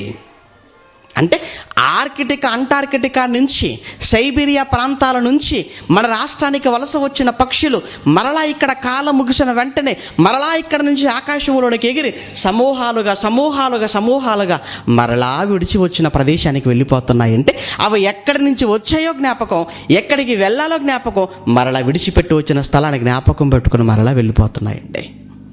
అందుకే అన్నాడు, పక్షులు కాలమును బట్టి అవి కూడా బ్రతుకుతున్నాయి. కాలం వింటూ వాటికి అర్థమైపోయింది, జంతువులకు అర్థమైంది కాలం, పక్షులకు అర్థమైపోయింది, మనిషికి మాత్రం అర్థం కాలేదు. ఇవన్నీ కాలాన్ని బట్టి పనులో ఉన్నాయి కదండి. తండ్రి మొదలుకుంటే యేసుక్రీస్తు సృష్టి, ఆ సృష్టిలో జంతువు, ఆ సృష్టిలో ఒక పక్షి. అంతేకాదండి, నీ కంటికి కనబడనంత సూక్ష్మాకారములో ఉన్న ఒక చిన్న చీమ, ఆ చీమ కూడా కాలాన్ని బట్టి పనిలో ఉంటుందో తెలుసంటే. రాత్రి మీరు విన్నారు, మరొక్కసారి వినండి సార్ ఆ మాట మరలా. సామెతల గ్రంథం 6వ అధ్యాయం, సామెతల గ్రంథం 6వ అధ్యాయం 6వ వచనాన్ని మీరు చూడగలిగితే, సోమరి ఎవరంటారండి? సోమరి అని ఎవరంటారండి? అంటే ఏ కాలములో ఆ పని చేయకుండా ఉంటే వాడిని ఏమంటారు? సోమరి. అంటే కాలాన్ని వృధా చేసుకునేవాడు, కాలాన్ని వేస్ట్ చేసుకునేవాడిని ఏమంటారు? సోమరి అంటారు. ఉదయం 6 గంటలకు లేవాలి, 8, 9 అయినా లేవరండి. ఆహా ఎంత యాక్టివ్ అండి నా అంటారా? అన్నాడు, ఎంత సోమరుడండి, ఎప్పుడంతేనండి, లేపితే కానీ లేవడు. మరి కొంతమంది అండి పిలిచినా లేవరు, తట్టినా లేవరు, నీళ్ళకి మీద కొమ్మరితే కానీ లేవరు. తెలుసండి, అంటే వీడు మరీ సోమరు అన్నమాట. అంటే సోమరులో వీడు నెంబర్ 1 సోమరు అన్నమాట. ఉంటారండి అలాంటి వాళ్ళు? ఉంటారండి. ఇప్పుడు కూర్చునే ఉంటారండి, అలా నిద్రలోకి జారిపోతుంటారండి. ఆహా, ఏమంటే ఒకవైపు మాటలు ఇంత గట్టిగా చెబుతున్నా, వినబడుతున్నా నిద్ర ఎలా వస్తుందండి? నిద్ర ఎలా వస్తుందంటే ఇక సౌండ్లు తిత్తుంటాడండి వాడు. సౌండ్లు ఎలాంటి శబ్దాలు తెలుసా అండి? ట్రైన్ పరిగెడుతున్నప్పుడు ఎలా వస్తుందో శబ్దం, డొక్కు బస్సు అయితే అది వెళ్తున్నప్పుడు ఎలా శబ్దం వస్తుందో, ఆటో సౌండ్ ఎలా ఉంటుందో ఆ సౌండ్లు వస్తుంటాయండి. గురక పెడుతుంటారు, ఒక్కొక్కడు గురకబెట్టి మరి నిద్రపోతుంటారండి. పక్కన వాడికి ప్రశాంతత లేకుండా చేస్తారండి. తెలుసండి వీళ్ళు ఎవరండి? వీళ్ళు సోమరులు. అందుకేనండి, అంటే కాలాన్ని సద్వినియోగం చేసుకోడు వాడు. కాలాన్ని బట్టి పని చేయని ప్రతి ఒక్కడు సోమరండి. అయితే ఈ సోమరులందరూ దేవుడు ఎక్కడికి వెళ్ళమంటున్నాడు? ఆస్ట్రేలియాకి వెళ్ళమనట్లేదండి, అమెరికాకి వెళ్ళమనట్లేదండి, ఇంగ్లాండ్కి వెళ్ళమనట్లేదు. ఎక్కడికి వెళ్ళమంటున్నాడు? అవి ఎక్కడున్నాయి? నీ ఇంట్లోనే ఉన్నాయి, నీ కాళ్ళ దగ్గర. ఎక్కడికి వెళ్ళని అవసరం లేదు. నీ ఇంట్లో నీ కాళ్ళ దగ్గరగా ఉన్నటువంటి చీమ దగ్గరికి వెళ్ళిపో అన్నాడు. వెళ్ళాడు. కానీ వెళ్ళి ఏం చేశాడు పాపం? తీసుకుని వెళ్ళి గెమాక్సిన్ చల్లాడు వాటి మీద. నీ మీద చల్లాలి, అసలు నీ మీద చల్లాలి ఆ గెమాక్సిన్ తీసుకొచ్చి. ఎందుకు? అవి మంచివి, నువ్వే సోమరుడిగా మారిపోయావు. దేవుడు నిన్ను వాటి దగ్గరికి వెళ్ళమన్నాడు, నువ్వే వాటిని గెమాక్సిన్తో చంపేస్తున్నావు. నువ్వు ఎప్పుడు వాటిని తీసేయాలనుకోవాలి. నువ్వు వాటికంటే గొప్పవాడు అనుకుంటే తీసేయి. కానీ సోమరితనంలో నువ్వు ముందుండి వాటిని తీసేయాలనుకోవటం ఇంకా సోమరుడు అనమాట. వెళ్ళమన్నాడు. ఆ వెళ్ళి ఏం చేయమన్నాడు? సోమరి చీమల యొద్దకు వెళ్ళి వాటి నడతను కనిపెట్టు. ఈ మధ్యకాలంలో ట్రాఫిక్ పోలీసు వాళ్ళకి ఈ మధ్యకాలంలో వెలిగిందండి బల్బు, తెలుసండి? ట్రాఫిక్ పోలీసు వాళ్ళకి ఈ మధ్యకాలంలో అర్థమైంది. ఏమని? చీమలండి చాలా క్రమంగా వెళతాయండి. అందుకే చీమలు పాటించే క్రమశిక్షణ మనుషులంగా మనం పాటించలేమా అని రాసి పెడతారు ట్రాఫిక్ సిగ్నల్ దగ్గర. ఎందుకు? విజిల్స్ వేసి ఊది వీళ్ళ బొగ్గల బోరలా ఉబ్బిపోయే పాపం. ఏమండి? చెయ్యి ఇలా పట్టుకొని చెయ్యంతా కూడా లాగేసిందండి వాళ్ళది. ఇక లాభం లేదనుకున్నారండి, ఇక రాసేసారండి అక్కడ. ఏమని? చీమలు పాటించే క్రమశిక్షణ మనుషులంగా మనం పాటించలేమా? ఎందుకు పాటించలేం బ్రదర్? ఒక్కసారి చీమలను ఆలోచించండి. దేవుడు ఎప్పుడో చెప్పాడు, ఈ ట్రాఫిక్ వాళ్ళకి అర్థం కాలేదు, ఇప్పుడు కళ్ళు తెలుసుకున్నారు వీళ్ళు. ఏమంటున్నాడండి ఆయన? సోమరి చీమల యొద్దకు వెళ్ళుము, వాటి నడతను కనిపెట్టి జ్ఞానము తెచ్చుకొనుము అన్నాడండి. అంటే వాటి నడతలో ఏముందట? జ్ఞానం. ఏంటా జ్ఞానం? ట్రాఫిక్ రూల్స్ ఉన్నాయి. వాటి నడతలో ఏమున్నాయి? ట్రాఫిక్ రూల్స్ ఉన్నాయండి. అక్కడ ఆ చీమలకు ఎవరైనా ట్రాఫిక్ సిఐ కానీ ట్రాఫిక్ ఇన్స్పెక్టర్ కానీ ఎవరైనా ఉన్నారా వాళ్ళకి? వాటికి red signal, green signal, yellow signal అలాంటిది ఏమన్నా ఉందా? ఏమీ లేవు. ఎన్నున్నా మనకి యాక్సిడెంట్లు జరిగిపోతున్నాయి, ఎంతమంది ఉన్నా. కానీ వీటికి మాత్రం అసలు యాక్సిడెంట్సే జరగవు. నువ్వు చేస్తే తప్ప, నువ్వు వీటికి చేస్తే తప్ప వాటికి యాక్సిడెంటు జరగవు. కాబట్టి ఎంత క్రమం అండి వాటికి. అందుకన్నాడు వాటి నడతను కనిపెట్టి జ్ఞానం, వాటి నడతలో జ్ఞానం ఉంది అని చెబుతూ తర్వాత మాటలు ఏమన్నాడు చూడండి. వాటికి న్యాయాధిపతులు లేకుండాను, వాటికి జడ్జెస్ లేకుండాను, కోర్టులు లేకుండాను, న్యాయవాదులు లేకుండాను, అవి వేసవి కాలం ముందు ఏం చేస్తాయట? వేసవి కాలం ముందు అవి ఆహారమును సిద్ధం చేసుకొనను. ఆ వేసవి కాలం ముందు ఆహారమును సిద్ధపరచుకొనను. ఎందుకు వేసవి కాలములోనే ఆహారాన్ని సిద్ధం చేసుకుంటున్నాయి? వాటికి అర్థమైపోయింది, వేసవి కాలమే మనకు తగిన కాలం, వేసవి కాలమే మనకు అనుకూల కాలం, వేసవి కాలమే మనకు సరి అయిన కాలం అనుకుని ఏం చేసి తెలుసా? వేసవి కాలముల్లో భూమి లోపల ఉన్న చీమలు ఒక్కసారిగా అన్నీ బయటకు వస్తుంటాయి. క్రమంగా వచ్చిన ఈ చీమలు వెళుతున్నాయి ఆహారం కోసం. వెళ్ళి అవన్నీ వాటి ఆహారాన్ని అవే తెచ్చుకొని భూమి లోపల భద్రపరుచుకుంటున్నాయి. ఎందుకు భద్రపరుచుకుంటున్నాయి? ఈ వేసవి కాలం తర్వాత రాబోయే కాలం అది వర్షాకాలం. అవునా? వేసవి కాలం తర్వాత వచ్చే కాలం ఏ కాలం? వర్షాకాలం. వేసవి కాలం తర్వాత ఏ కాలం వస్తుందని నువ్వు అడుగుతా, నువ్వు వర్షాకాలం అంట. చీమలు అడిగినా అవి వర్షం అంటే వాటికి తెలుసు అన్నమాట కాలాలు. వాటికి కూడా కాలాలు తెలుసు. ఇప్పుడైతే ఇవి వేసవి కాలంలో ఆహారం సిద్ధం చేసి, ఎందుకంటే ఈ వర్షాకాలం మనకు అనువైన కాలము కాదు. ఒకవేళ ఈ వేసవి కాలంలో మనం గుర్రు పెట్టి నిద్రపోయామా లోపల ఉండి, అప్పుడు వర్షాకాలానికి మనకు ఆహారం ఉండదు. ఇప్పుడు ఈ వర్షాకాలంలో ఆహారం కోసం బయటికి వెళ్ళామా, మన మీద పిడుగులు పడని అవసరం లేదు, మన మీద చినుకు పడితే చచ్చిపోతాయంటే. అంతేనండి. చీమ చావటానికి ఏది చాలు? చినుకు చాలు. నువ్వు చావాలంటే మాత్రం నీకేం పడాలి? నీకు పిడుగు పడాలి. నువ్వు చావాలంటే పిడుగుపడాలి, కానీ అది చావడానికి చినుకు. అమ్మో, చినుకు పడితే మన ప్రాణాలు చిత్తైపోతాయి. అందుకే ఏం చేద్దాం, వేసవి కాలంలోనే వర్షాకాలానికి తగినంత ఆహారాన్ని ఇప్పుడే ఎంత ముందు జాగ్రత్త అంటే, ఎంత ముందు జాగ్రత్త అంటే రాబోయే కాలం కోసం ముందస్తుగానే ఆహారాన్ని సిద్ధం చేసుకుంటున్నాయంటే కాలాన్ని ఎరిగి ఆఖరికి చీమలు కూడా పనిలో ఉన్నాయి. చెప్పడానికి చూసారా ఎంత బాధపడుతున్నారో? ఎందుకు లేవు గనక. కాలాన్ని ఎరిగి చీమలు కూడా పనిలో ఉన్నాయి. మనము కాలాన్ని ఎరిగి మంచి నిద్రలో మనం ఉన్నాం, కాలాన్ని ఎరిగి పండగలో ఉన్నాం. అబ్బా, డిసెంబర్ 25 ఎప్పుడు వస్తుందని ఎదురు చూస్తున్నారు కాలం 25 కోసం. చూసి చూసి చూసి చూసి 25 అయిపోయింది. మళ్ళీ జనవరి 1 ఎప్పుడు వస్తుందా అని చూస్తున్నారు. అది ఎల్లుండి వచ్చేస్తుంది. అయిపోయిన తర్వాత మళ్ళీ ఒక పండుగ ఎప్పుడు వస్తుందని చూస్తుంటారు. అది అయిపోయిన తర్వాత మళ్ళీ ఇంకొక పండుగ. అంటే కాలాన్ని ఎరిగి ఏ పండుగ ఎప్పుడు వస్తుందని ఎదురు చూసే పనిలో నువ్వు ఉన్నావు. ఇవేమో భవిష్యత్తు కార్యక్రమాలలో ఇవి నిమగ్నమైపోయి తమ్మును కాపాడుకునే పనిలో ఉన్నాయి. మనుషులేమో పోగొట్టుకునే పనిలో ఉన్నారు తమ ప్రాణాలు. ఇవేమో తమ ప్రాణాలను కాపాడుకునే పనిలో ఉన్నాయి. ఏమండి, ఒక్కసారి మీరు ఆలోచించండి. ఏమండి, మీ భవిష్యత్తు కోసం మీరు ఏం ఆలోచిస్తున్నారు చెప్పండి. మీ భవిష్యత్తు కోసం మీరు ఏం ఆలోచిస్తున్నారు? భవిష్యత్తు అంటే చావుకు ముందున్నది కాదు భవిష్యత్తు. మీకు అర్థమైందా? భవిష్యత్తు అనగానే 60 ఏళ్ళ జీవితంలో చావుకు ముందున్నది భవిష్యత్తు అనుకుంటే పొరపాటు. భవిష్యత్తు అంటే క్రైస్తవుడుగా చావు తర్వాత ఉన్నదే నీకు అసలైన భవిష్యత్తు. చావు తర్వాత ఉన్నది జీవితం.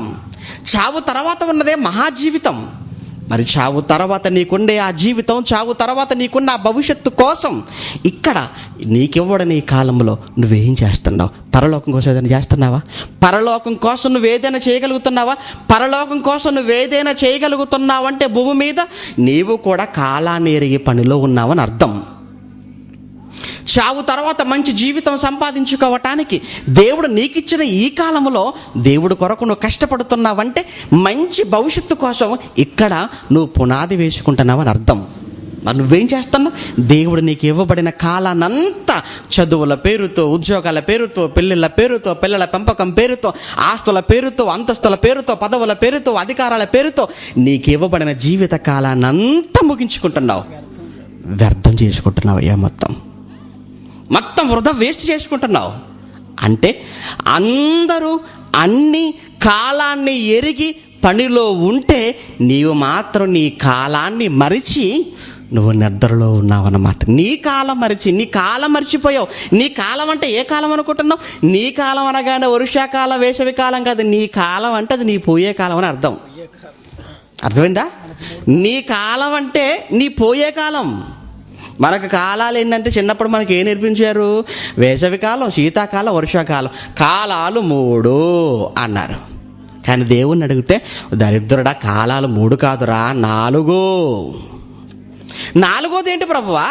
4వది నీ పోయే కాలం రాది. ఇది ఎప్పుడు ఉంటుంది ప్రభువా? ఈ పోయే కాలం 3 కాలాలలో ఉంటుంది నాయన. ఇది అంటే వేసవి కాలంలోనూ పోవచ్చు, వర్షాకాలంలోనూ పోవచ్చు, నువ్వు శీతాకాలంలో కూడా పోవచ్చు. అంటే 3 కాలాలలో మిక్స్ అయి ఉన్న కాలం ఏదన్నమాట? నీ పోయే కాలం. అమ్మయ్య శీతాకాలం వచ్చేసింది, నిన్ను పోన్లే అనుకుంటావా? నువ్వు అనుకో. అమ్మయ్య వేసవి కాలం వచ్చేసింది కదా, ఈ కాలంలో నిన్ను పోన్లే అని అనుకుంటావా? పెట్టలు రాలిపోయినట్టు రాలిపోతారా వడదెబ్బకి. అమ్మయ్య వేసవికాలం అయిపోయింది, వర్షాకాలం వచ్చింది, ఇప్పుడు ప్రమాదం ఏమీ లేదు, హ్యాపీగా ఉండొచ్చు అనుకుంటావా? ఒకవైపు అక్కడ తుఫాను ప్రారంభమైంది అనగానే అందరు గుండెల్లో రైలు పడిగడుతున్నాయి. తానే తానే తానే తానే మంచి పేరు పెట్టారండి, తానే అట. నెక్స్ట్ వచ్చింది అనుకోండి, తందానే అనేవాళ్ళు అనమాట. దాన్ని ఇంకా ఏంటంటే మనిషికి పేర్లు పెట్టడం మహా సులువు అయిపోయిందంటే. అంతకుముందు ఒకటి వచ్చిందండి, లైలా అన్నారని అంతకుముందు వచ్చింది దానికి. ఆహా, మంచి పేరు పెట్టి, ముద్దు పేరు. ఇంకా నయం ఆ తర్వాత వెంటనే వస్తే మజును అనేవాళ్ళు కావచ్చు. ఎందుకు? ప్రేమికులు, అమర ప్రేమికులు అనమాట. పేర్లు పెట్టే పనిలో ఉంటారా? పనిలో ఉండాలంటే. అంటే ఆఖరికి చీమలు కూడా కాలాన్ని ఎరిగి ఎందులో ఉన్నాయి? పనిలో ఉన్నాయండి, పనిలో ఉన్నాయి. పౌలు గారు కూడానండి ఎంత మంచి మాట తను కడిన తన కుమారుడైన తిమోతికి చెబుతున్నాడు. ఒక్కసారి మీరు ఆ మాట కూడా మీరు చూడగలిగితే, తిమోతికి రాసిన 2వ పత్రిక పౌలు గారు 4వ అధ్యాయం, అపోస్తుడైన పౌలు తిమోతికి రాసిన 2వ పత్రిక 4వ అధ్యాయంలో 2వ వచనంలో ఏమండి కుమారుడు కదండి, ఎంతైనా జాగ్రత్త చెబుతున్నాడంటే కాలాన్ని గురించి చెప్తున్నాడండి. ఆయన కాలాన్ని గురించి జాగ్రత్తగా చెప్తున్నాడు. ఏమంటున్నాడు చూడండి, వాక్యమును ప్రకటించుమో తిమోతి, నీకు ఇవ్వబడిన కాలంలో నువ్వేం చేయి, నీకు ఇవ్వబడిన జీవిత కాలం, నీకు దేవుడిచ్చినటువంటి లైఫ్ టైం, అందులో నువ్వేం చేయాలి, వాక్యమును ప్రకటించు. దేవుడు ఈ రాత్రి నీకు చెబుతున్నది కూడా అదే. ఒకనాడు పౌలు ద్వారా తిమోతికి ఏదైతే చెప్పించాడో, ఈ రాత్రి దేవుడు మా ద్వారా మీకు చెప్పిస్తున్న మాట కూడా ఇదే. ఇప్పటికి ఎంతో కాలం అయిపోయింది, ఇక ఎంత కాలం ఉందో నీకు తెలియదు. ఇప్పటికే 30 ఏళ్ళు గడిచిపోయాయి, 40 గడిచిపోయాయి, 50 గడిచిపోయాయి, 60 గడిచిపోయాయి. అంటే ఇలా ఒక్కొక్క సంవత్సరం నీ జీవితంలో నుంచి వెళ్ళిపోతుందంటే నీవు దేవుడు నీకిచ్చిన మరణ దినానికి నువ్వు దగ్గర అవుతున్నావు అని అర్థం. అంతేనా? అవునండి. దేనికంటే నువ్వు దగ్గర అవుతున్నది? Happy new year, happy new year, happy new year అంటే ఏం హ్యాపీ న్యూ ఇయర్ ఉంది? నీ పోయే కాలం దగ్గర పడుతుంటే హ్యాపీగా ఉందా? అంతేనా? నీ పోయే కాలం దగ్గర అవుతుంది. నీ పోయే కాలం దగ్గర పడితే నీకు అంత ఆనందంగా ఉందా? ఆనందపడు. ఎప్పుడు తెలుసా? నువ్వు నిజంగా ఈ సంవత్సరం అంత పనిలో ఉంటే ఆనందపడు. కానీ ఈ 2011 సంవత్సరం అంతా దేవుని పని కొరకు కాక మొత్తం పాడు చేసుకున్నావు. ఒకవేళ 2012లో నీ ప్రాణం పోతే నీ జీవితం ఏమైపోవాలో చెప్పు. 2012 హ్యాపీ అన్నావు, ఆనందం అన్నావు, దీన్ని గుడ్ బై చెప్పావు. కానీ 2012 ప్రారంభమైంది. కానీ ప్రారంభమైన తర్వాత దేవుడు నీ ప్రాణం తీస్తే, ఒక్కసారి నీ గతంలోకి నువ్వు వెళ్ళగలిగితే, ఈ గత జీవిత కాలంలో దేవుడు కొరకు చేసింది, దేవుడు కొరకు కష్టపడ్డది, దేవుని పని జరిగించింది ఏమి లేదు. అటువంటప్పుడు నీకేమైపోతావు? ఒకసారి ఆలోచించు. నువ్వేమైపోతావు? ఏమండి, పరీక్షలు మార్చి నెలలో పరీక్షలు ఉంటాయని తెలుసు పిల్లలకు. జూన్ ఉదర చేసుకున్నారు, July, August, September, October, November, ఇలా ఒక్కొక్క నెల క్యాలెండర్లో మారిపోతుంటే పిల్లల గుండెల్లో రైళ్లు పడిగడుతుంటాయని భయం అవుతుంటుంది. ఎందుకు? అయ్యో జూన్ నెల అంతా పాడు చేసుకున్నానే, చాలా కాలం ఉంది కదా అని. జూలై అంతా పాడు చేసుకున్నాను, ఆగస్టు పాడు చేసుకున్నాను, ఇక 2 నెలల టైం ఉంది, చదవలసింది చాలా ఉంది, ఇప్పుడు ఏం చేయాలి అని ఒకవైపు భయంతో ఉంటారంటే. ఏమండి, ఇప్పుడు మీ శరీరంలో జరుగుతున్న పరిస్థితులు, వెళ్ళిపోతున్న కాలాన్ని బట్టి కూడా మీకు కూడా ఇదే భయం రావాలి. ఎందుకు? ఒకవైపు శరీరంలో ఉన్న అవయవాలలో మార్పు కనబడుతుంది, మీకు అర్థమైపోతుంది. వెంట్రుకలు తెల్లబడుతున్నాయి, చర్మం ముడతలు పడుతుంది, పళ్ళు ఊడిపోతున్నాయి, కళ్ళు మందగించిపోతున్నాయి, చూపు, మాట స్పష్టత లేదు, కాళ్ళు వణుకుతున్నాయి, చేతులు వణుకుతున్నాయి, కూర్చోలేము, నిలబడలేము, సరిగా మాట్లాడలేము, ఎక్కడికి వెళ్ళలేము. అంటే నీ శరీరంలో జరుగుతున్న ఈ మార్పులను బట్టి నీకు అర్థమైపోతుంది నీ పోయే కాలం దగ్గరగా ఉందని, నీ పోయే కాలం సమీపంగా ఉందని. మరి నీ పోయే కాలం దగ్గర పడుతున్న ఈ వేళ నువ్వు పోతే, కన్ను మూస్తే, ఆ పరలోకపు కన్న తండ్రి ముందు నువ్వు నిలవబడితే, ఆ తండ్రి నిన్ను అడిగితే, నీకు ఇవ్వబడిన కాలం ఎంత నాయన? 50 ప్రభువా. ఏం చేశావు? ఏం చేయలేదు నాయన. ఏం చెప్తావు? నీకు ఇవ్వబడిన కాలం ఎంత? 60. షష్ఠి పూర్తి అయిపోయింది ప్రభువా. మరి ఏం చేసావు? నా పని పూర్తి చేసావా? షష్ఠి పూర్తయ్యే సమయానికి తెలిసింది నాయన పని ఉందన్న సంగతి. ఏం చేయటానికి అవకాశం ఇవ్వలేదయ్యా. అయితే వెళ్ళు నాయన పాతాళానికి, అంతే. ఏమండి, ఒక్కసారి మీరు ఆలోచించండి. ఈ రాత్రి 2011 అయిపోతుందండి, 11 అయిపోయింది. ఈ 2011లో గడిచిన ఈ 12 నెలలు దేవుడి కోసం మీరు ఏం చేశారో మీకు తెలుసు. ఒకవేళ 2012 పూర్తిగా మీరు బ్రతకాలని మీరు అనుకుంటున్నారా? బ్రతకటానికి దేవుణ్ణి మీరు అడగండి, బ్రతికిస్తాడు. ఎప్పుడు తెలుసా? ప్రభువా 11లో నీ పనులేమీ చేయలేదు నాయన, అయినా బ్రతికించావు నాయన. ఎందుకు తెలుసా? 12లో నీ కోసం ఏదైనా చేస్తానన్న ఆశతో. చేస్తాను తండ్రి, తప్పనిసరిగా. 2012లో నీ మాటలు మా చుట్టూ ఉన్న వారందరికీ వినిపిస్తాను. 2012లో మా పక్క పల్లెలన్నిటిలా మీ వాక్యాన్ని మారు మోగిస్తాను తండ్రి, నాకు అవకాశం ఇవ్వు నాయన అని నువ్వు అడుగు, తప్పనిసరిగా నీకు ఇస్తాడు. లేదా 2011 అయిపోయింది కదా, పని చేయకపోయినా 2012 కూడా అయిపోతుంది దానంతట అదిగానే పని చేయకపోయినా నువ్వు అనుకుంటే నీ పని అయిపోద్ది. వద్దు. ఇప్పటికే చాలా టైం వేస్ట్ అయిపోయింది, చాలా సమయాన్ని పాడు చేసుకున్నాం. ఇక ముందు రాబోయే ప్రతి క్షణం, రాబోయే ప్రతి గంట, రాబోయే ప్రతి దినం, రాబోయే ప్రతి వారం, నెల, సంవత్సరం ఆ ప్రభు పనిలో మీరు ఉండగలిగితే ప్రాణాలతో ఉంటారు, లేదా పోతారు. ఇక్కడ అదే చెప్తున్నాడు తిమోతికి. తిమోతి, ఇప్పటికే ఆలస్యం జరిగిపోయిందయ్యా. నువ్వు వాక్యం తెలుసుకునేటప్పటికి చాలా ఆలస్యం అయిపోయింది, చాలా కాలం వృధా అయిపోయింది. అందుకే ఇప్పుడు నువ్వేం చేయాలి? వాక్యమును ప్రకటించుము. సమయమందును అసమయమందును ప్రయాసపడు. సమయం అనక అసమయం అనక ప్రయాసపడు నాయన. ఆదివారం అని చూడకు నాయన. ఆదివారం, సోమవారం, మంగళవారం, బుధవారం, గురువారం, శుక్రవారం, శనివారం అన్ని దినాలు వెళ్ళు నాయన బయటికి నీ వాక్యాన్ని చేత పట్టుకొని. ఎందుకంటే గత కాలంలో నువ్వు చేయవలసిన పనంతా మిగిలిపోయింది. ఇప్పుడు ఆ పనంతా ఇప్పుడు నువ్వు చెయ్యాలి. గతంలో చేయవలసిన పనంతా ఇప్పుడు మిగిలిపోయింది గనక అప్పుడు చేయవలసిన పని, ఇప్పుడు చేయవలసిన పని, నీకు వర్క్ లోడ్ ఎక్కువైపోయింది నాయన. కనుక నువ్వు డే అండ్ నైట్ కష్టపడాలి. ఇప్పుడు ఓటీలు చేయాలి, ఇప్పుడు ఓటీలు చేయాలి, ఓవర్ టైం చేయాలి నాయన ఇప్పుడు. కనుక గతించిన కాలంలో చేయవలసిన పని కూడా ఇప్పుడు ఉంది కనుక నువ్వు చాలా కష్టపడాలి. పౌలు గారు అదే చేశారండి. పౌలు గారు అదే చేశాడు. పనిలో ఉన్నారండి. అందరూ కాలం నరిగి పనిలో ఉన్నారు, కానీ మనం మాత్రం కాలముని ఎరిగి నిద్రపోతున్నాం. ఒకనాడు రోమాలో ఉన్నవారు కూడా అదే పనిలో ఉన్నారు. అందుకే పౌలు గారు రోమిలకు రాసిన పత్రిక 13వ అధ్యాయం, అపోస్తలుడైన పౌలు రోమిలకు రాసిన పత్రిక 13వ అధ్యాయం 11వ వచనంలో, రోమిలకు రాసిన పత్రిక 13వ అధ్యాయం 11వ వచనంలో, మరియు మీరు కాలమును ఎరిగి నిద్ర మేలుకొనండి. చాలు, ఇప్పటి వరకు మీరు నిద్రావస్థలో ఉన్నారు. ఇప్పటి వరకు ఈ సంగతులు తెలియలేదు. ఇప్పటి వరకు ఇవి మరుగున పడిపోయాయి. అయ్యో, ఈ విషయాలే మాకు ముందుగా తెలుసుంటే మేము ఇప్పటికే పనిలో ఉండేవాళ్ళమే, ఇప్పటికే కాలాన్ని సరిగా ఉపయోగించుకునే వాళ్ళమే, ఇంత కాలాన్ని మేము వృధా చేసి ఉండకపోయే వాళ్ళం కదా. ఏమండి, ఇప్పటికే చావుకు దగ్గర పడిపోయానండి, నన్ను ఏం చేయమంటారు? రేపు చావుకు నేను వెళ్ళిపోతే నా తండ్రికి నేను ఏమని సమాధానం చెప్పుకోవాలి అని మీరు బాధపడాలి. ఇప్పటికే గతించిన కాలం ఎంతో, ఇక ముందున్న కాలం ఎంతో నీకు తెలియదు. అందుకే ఇప్పటికైనా ఈ రోజుకైనా ఈ క్షణానికైనా మీరు నిద్ర మేలుకున్నారా సరే, లేదా మీరు దేవుడు పూర్తిగా నిద్రలోకి తీసుకెళ్ళిపోతాడు. మిమ్మల్ని దేవుడు శాశ్వత నిద్రలోనికి తీసుకుని వెళ్ళిపోతాడు.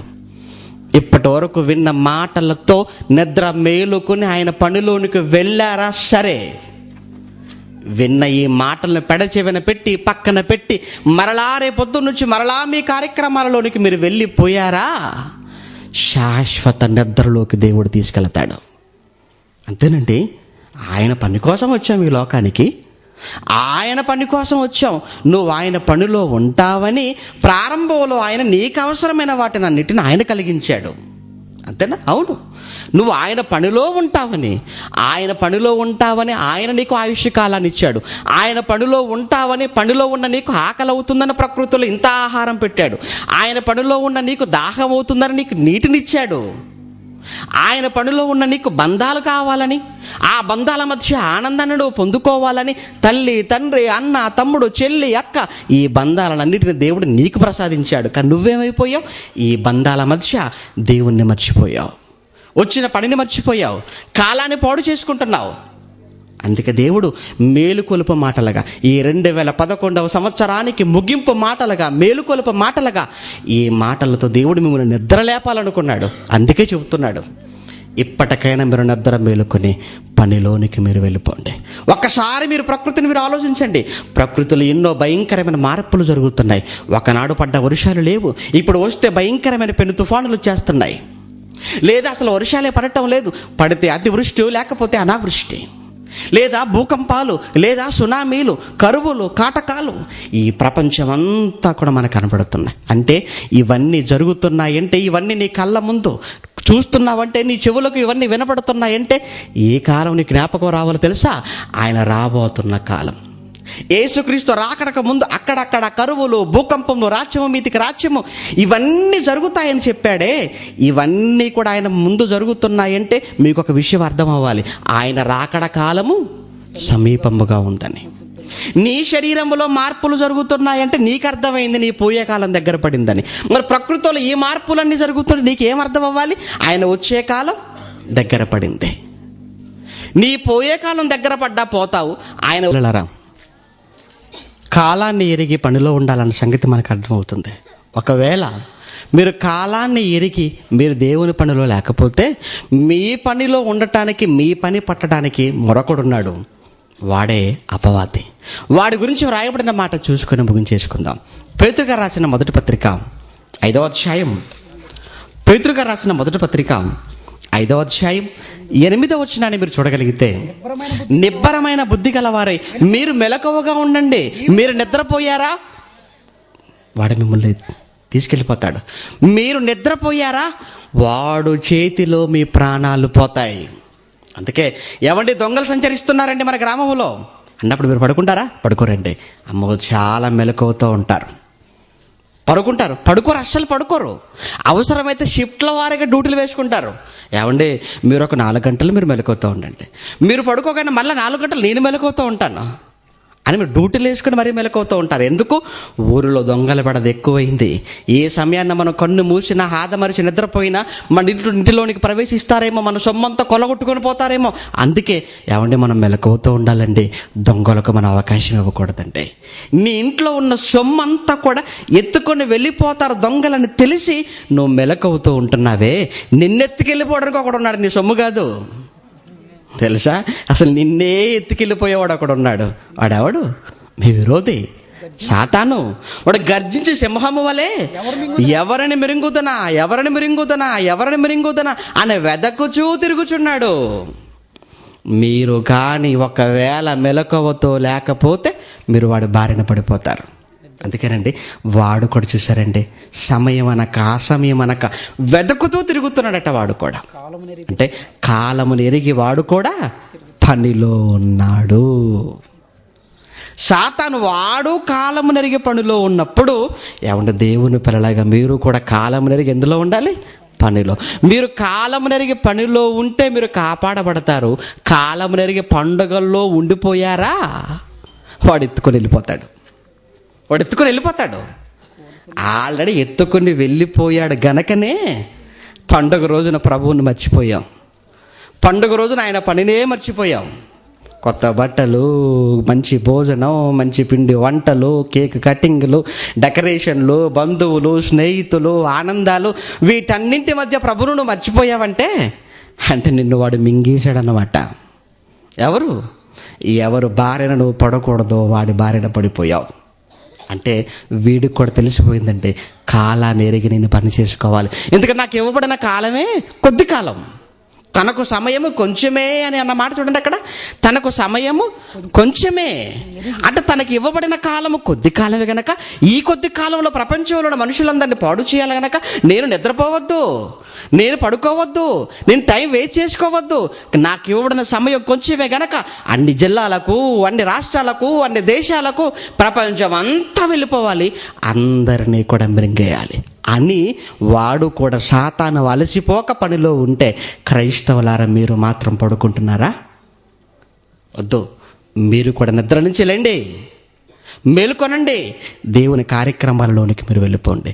దేవుని కార్యక్రమాలలో మీరు ఉంటే పరలోకానికి వెళతారు.